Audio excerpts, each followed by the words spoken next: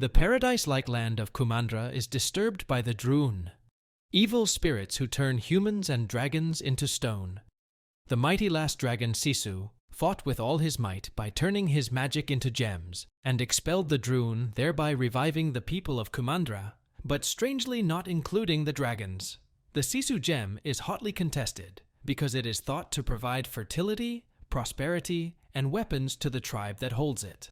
The struggle for power to obtain these gems caused the Kumandra population to split into 5 tribes.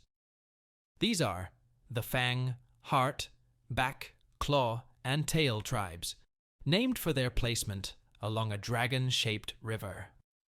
500 years later, Chief Benja of the Heart tribe, who remains the owner and keeper of the dragon gem, trains his daughter Raya to help protect the gem. Believing that Kumandra can be reunited, Benja holds a party to meet the leadership of the 5 tribes as a form of peace. During the party, Raya befriends Namaari, the daughter of Chief Virana of the Taring tribe, who gives Raya a dragon-shaped pendant and tells her about a legend that says that the last dragon, Sisu, is still at the end of the river and can be summoned. Trusting Namaari, Raya shows her the location of the gem. Namaari betrays Raya as part of the Taring tribe's plan to steal her jewels. Aware of the attack on the gem, Benja and other tribes came to fight for the gem again, because the gem broke into 5 pieces in the fight. Members of each tribe steal a piece of the jewel, and the Druun rise again, spreading across the land. Observing the Druun's aversion to water, Benja saves Raya by throwing her into the river before she turns to stone. For the next 6 years, Raya traveled across the rivers of Kumandra, looking for Sisu so that she could make another jewel and drive out the Druun once again. He managed to summon Sisu in a shipwreck at the end of the river in the country of Tales. Sisu admits that she did not create the gem, but used it on the trust of her 4 siblings, who each contributed their magic to create the gem. With a little hesitation, Raya finally decided to take back the 4 stolen gems, to be reassembled and used against the Druun. Raya and Sisu travel through the land of tails, claws, and backs, recovering gem pieces and finding new friends. Young restaurateur Boon, toddler con artist Noi, Ongis, and soldier Tong. Dear viewers, tomorrow's recap is in your hands. Will it be the adventurous of Wendell and Wild, or the inspiring journey of Zootopia? Vote now and join us for an unforgettable experience. Everyone has lost loved ones to the Druun. Raya, not fully trusting her new friend, insists Sisu remain disguised as a human from her sister's powers, but eventually, Sisu reveals herself to save Raya from Namaari in the spine. Namaari chases Raya, hoping to get the gem fragments for the Taring tribe.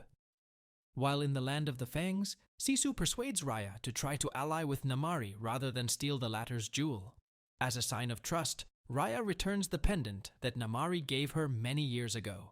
Namaari, torn between her responsibilities to the tribe and her desire to help defeat the Druun, threatens them with a crossbow.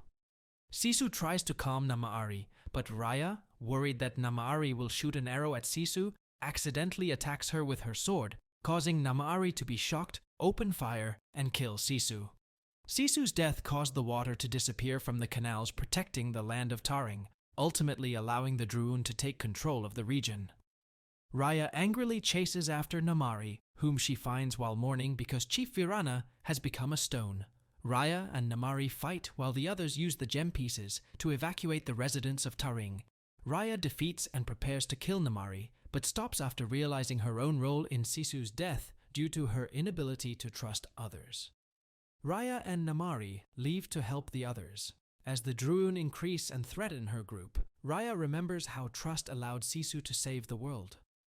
He urges the others to unite and reassemble the dimming gem, showing his faith in Namaari by handing over the pieces of the gem and allowing the Druun to take her soul and turn it into stone.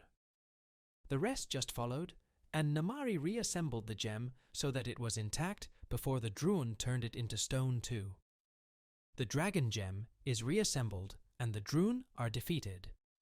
All the Druun victims, including the dragon, which Sisu couldn't resurrect first, came back to life. The group reunites with their lost loved ones, including Raya and her father. Raya granted her father's request for all the peaceful tribes to gather in the Land of the Heart to reunite as Kumandra. Alright, that's Raya and the Last Dragon recaps. If you like video like this, don't forget to like, share, comment, and subscribe this channel.